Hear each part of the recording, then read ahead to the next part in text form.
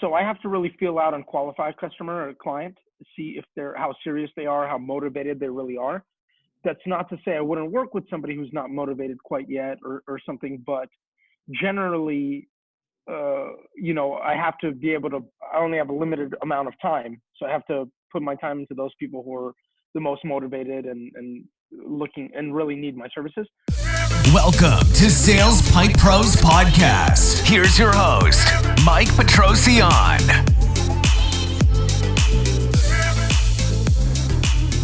All right, everyone. Welcome to Sales Pipe Pros. Today, my guest, a Bay Area native just like myself, a true go-getter, and now has his own business managing almost 10 people.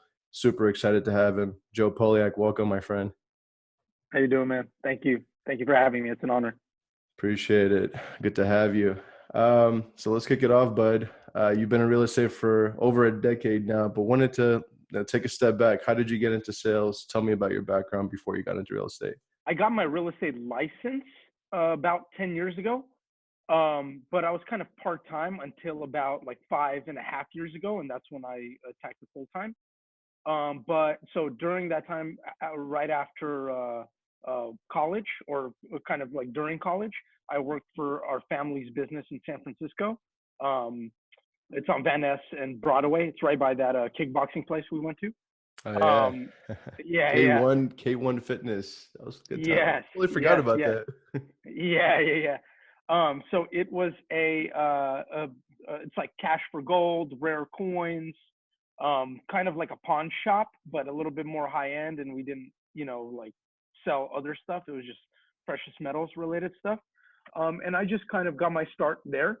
Very entrepreneurial because my uncles, as you know, were all immigrants from Eastern Europe, and so they were doing the actual business stuff, and I was kind of the young kid who did created an online presence and built our Yelp page and our website and try to kind of bring it to the modern era and bring business in that way. And I interacted with clients, and that's kind of where I got my start in generally customer service, sales, everything related to entrepreneurship and all of that. I kind of got I was lucky in that they just kind of gave me the keys and said, drive it, but they were in the passenger seat, I guess, saying hey, slow down, don't do that, don't do this, Awesome, man.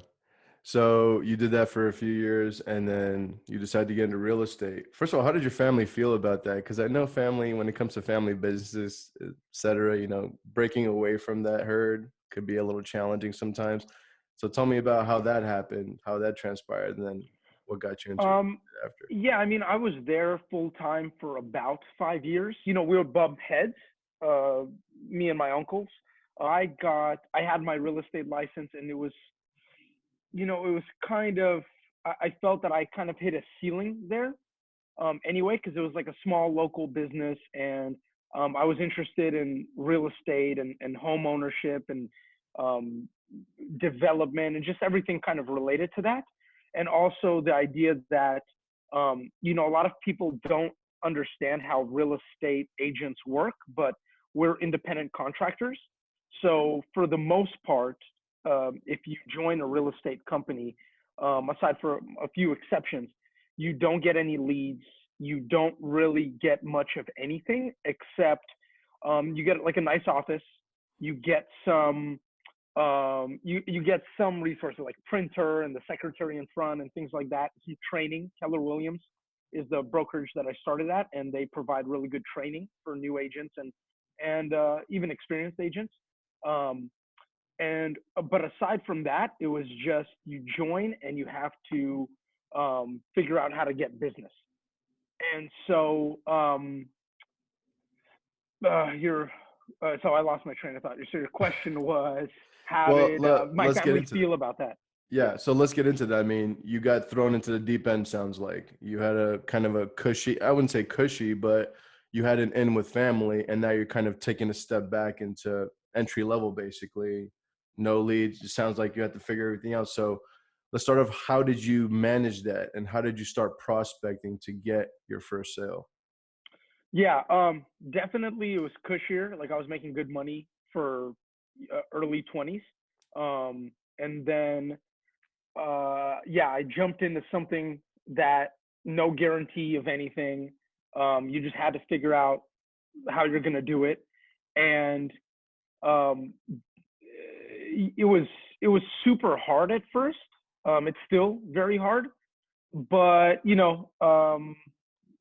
not to sound kind of cheesy, but like Nietzsche said, and a lot of the motivational speakers and salespeople say, if you have a big enough why, then you can conquer almost any how. And that's pretty much it. Like I honestly, I kind of joke that I didn't even really realize how commissions worked in the very beginning. Like I didn't even realize how I get paid. Like the first day, Wow. I kind of started asking.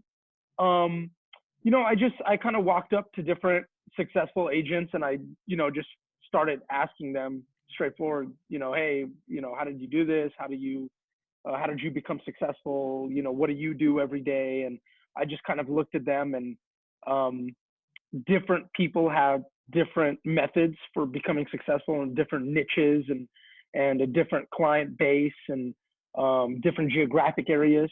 And so I just kind of figured out what other people were doing and copied what I thought was, would work for me and I thought was good. Tried other things, did a lot of failing forward, a lot of wasting money and wasting time. And until I just kind of figured out what works, and then just stuck to that.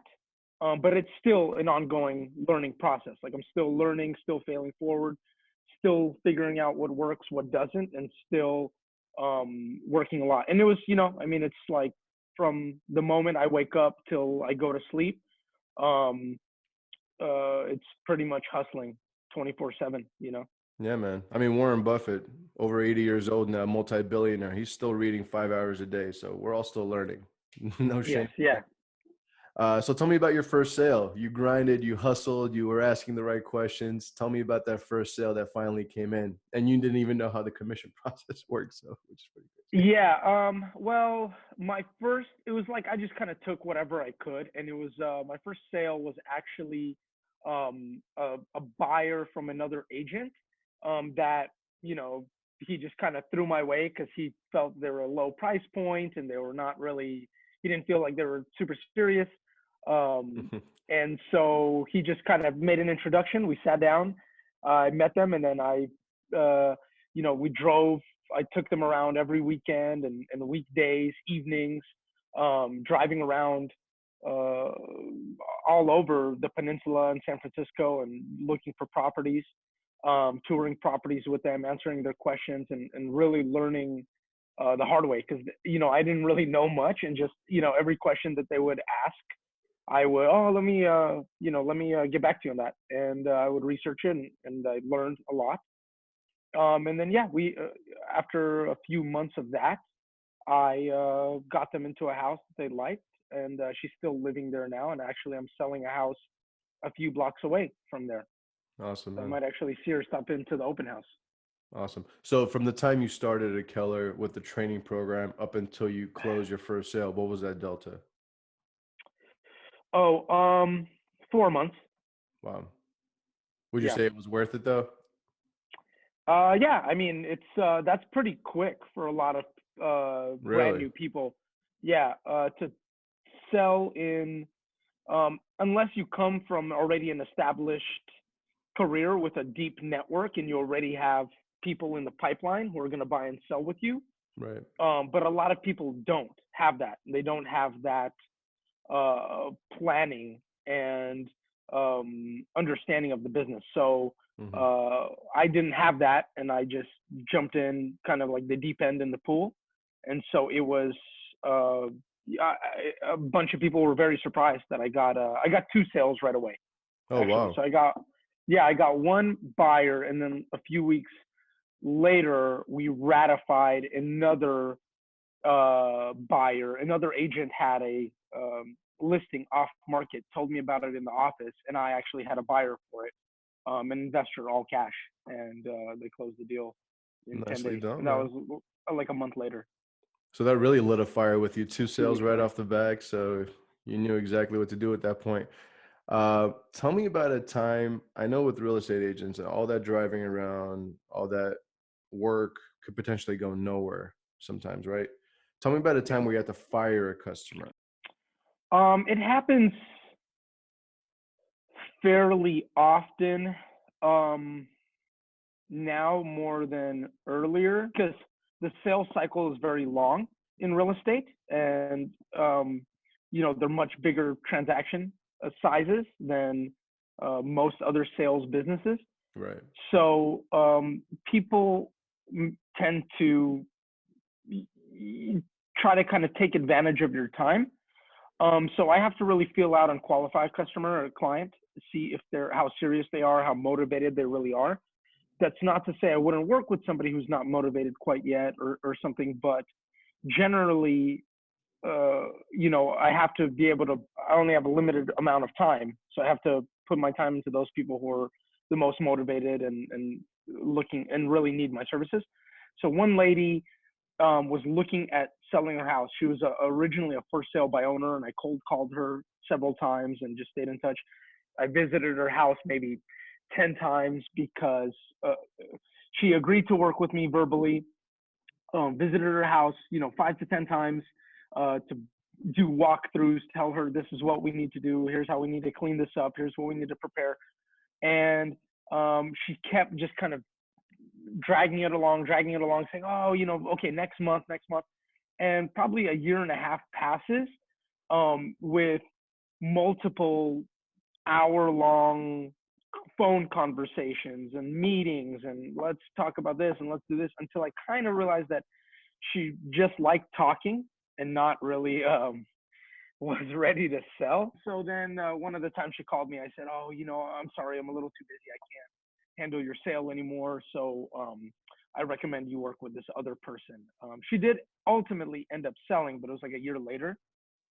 So I don't know how much I like to compare that the amount of time that I spent with her, if I ended up selling the place, I would have made less than minimum wage compared to the hours that I actually put in.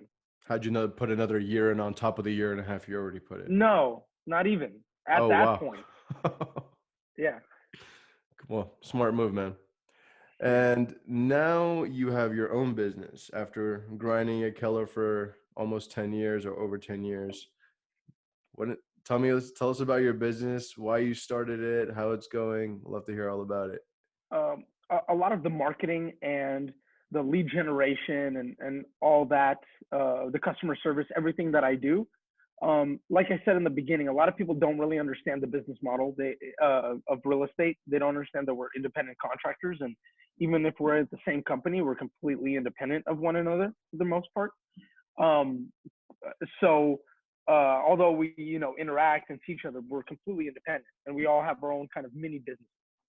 So most people don't understand that. So when I'm marketing and doing neighborhood events and like summer barbecues for a neighborhood that I've done business in, or a taco party like I do at my initial open house, I'll have a taco lady making fresh tacos, and I spend a lot of money and a lot of time and effort to build our brand, and which was just me, Joe Polyak Realtor, then Joe Polyak Real Estate Group.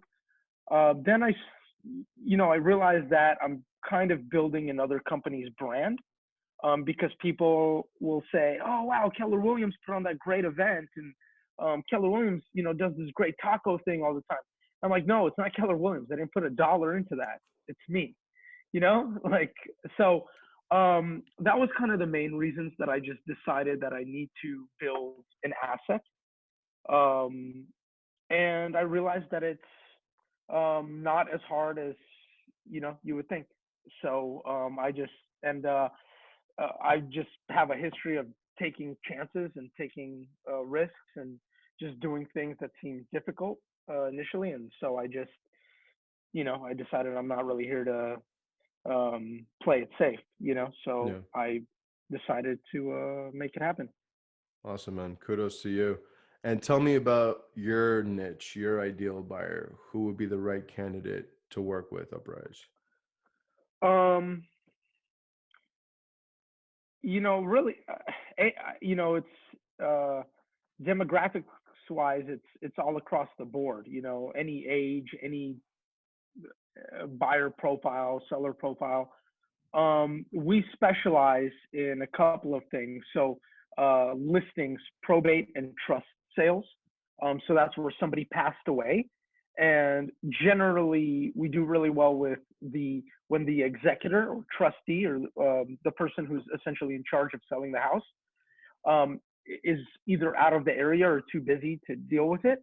Usually these houses are, I'm not going to say distressed, but there's deferred maintenance and there's a lot of stuff in the property. And so we handle the entire preparation process from start to finish. So we get bids from our usual contractors that we work with. We compile a spreadsheet of recommendations. Usually it's somewhere, around $40,000 for just general painting, floor staging, things like that. And we manage them and we get it turned around, kind of like a flip. But instead of an investor buying a property for a low price, putting in that, $50,000 or $100,000 to renovate it and then sell it for a big profit, we do that for our client at no additional fee. It's just a real estate commission, and they make the profit.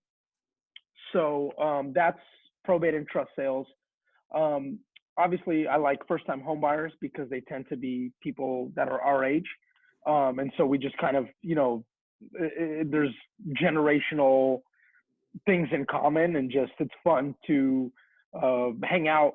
Generally, it's not really a sale, it's a relationship. Every client is like a new relationship because you're driving around with them, you're learning about them, you're talking about everything. I'm telling them about the area, but I'm learning about them, they're learning about me, and we a lot of times become friends. And that's really fun. That's like the fun part of real estate is I get to take somebody who doesn't know anything about homes. They just know they want to buy one. And I tell them, this is how much it costs to remodel a kitchen. This is how much it costs to just change the flooring, and teach them all of that stuff, and just establish a relationship and kind of become friends. Yeah. A lot of my Love it, man. clients become friends. Love it. So, Bay Area real estate market. I've had another real estate agent on here from SoCal, but no one from the Bay Area yet. One of the most lucrative, most craziest real estate markets in the world right now. Us and your vision on the entire Bay Area market in the next 1 to 3, 5 years. Where do you think this is all? Where do you think this is all going? Well, I mean, if you look at it from a microeconomics perspective, in our local area, what drives everything is obviously the tech industry. Right. Google, Absolutely. Facebook, Apple, the big tech firms, smaller startups, biotech, Genentech, Twitter. Those are some of the major employers here, and that's what drives everything else. And then, venture capital, obviously, and doctors, lawyers, everybody associated with these industries that help serve these industries as well. So there's a lot of money there. We've obviously seen a crazy price increase since the bottom, and prices are significantly more than they were in the peak before the crash of 2008.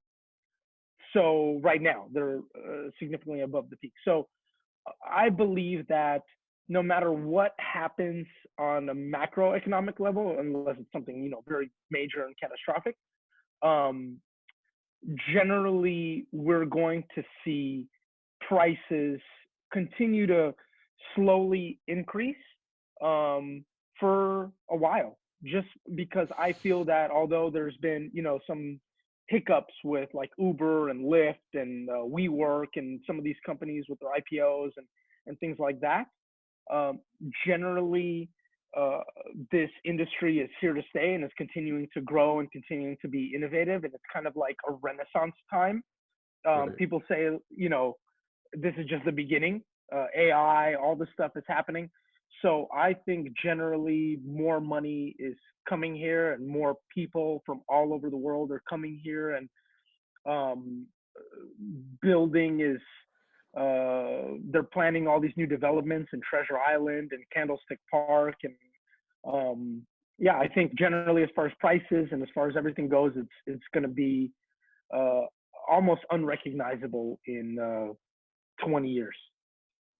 Love it, man. Well, someone has bought a property recently. That's actually music to my ears. I got a house in Oakland over here, and Yeah, I think it's going to be a great investment. But as you mentioned, anything catastrophic or something could happen at any point in time, and that may drive it short term. But eventually, I think it's always going to be a good investment in the Bay Area, specifically anything off the coast. I think people should continue investing in it as well. yeah, I think Oakland's great. Awesome, man. Last question for you, Joe. Let's say you talk to someone that was like you 10 years ago, asking those questions, saying, hey, I want to get into real estate. Teach me something. What would you tell the new prospective agent that's starting out today? Um, just have strong work ethic. Just be willing to do what most of your friends and most other people won't. Just be willing to work very hard and knock on doors and call people and develop relationships and just put yourself out there and don't get discouraged because it takes time and it's something you got to build. Um, it's it's not easy, but the people who are going to be successful are people who are resilient and have strong work ethic.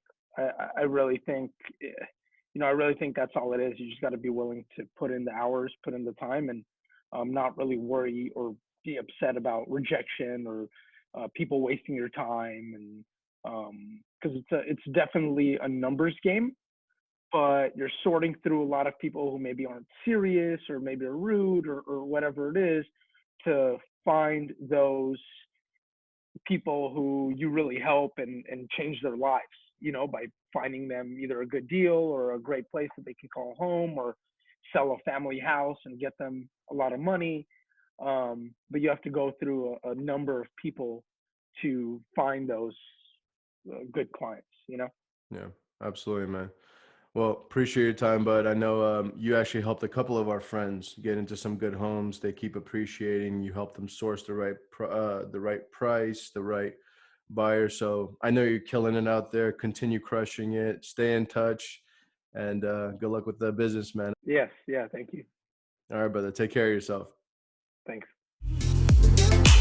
Thanks for joining. For more episodes, visit salespipepros.com.